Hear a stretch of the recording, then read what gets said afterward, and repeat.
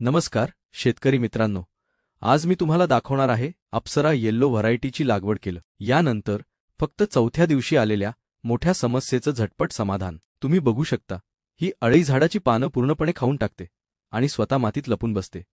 हे दुसरं झाड पहा, अगदी अर्ध खालंय तिने। अळई पण पहा किती मोठी आहे। यावर नियंत्रणासाठी मी क्रस्टल कंपनीचं डर्सबॅन हे कीटकनाशक वापरलं।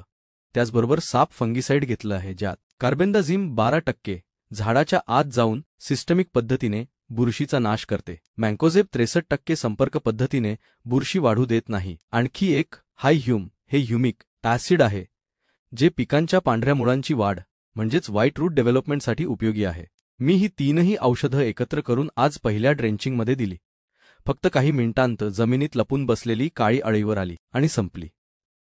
अशाच पीक संरक्षणाच्या आणि आधुनिक शेतीच्या माहितींसाठी माझ्या चॅनलला फॉलो करा। धन्यवाद। जय जवान, जय किसान।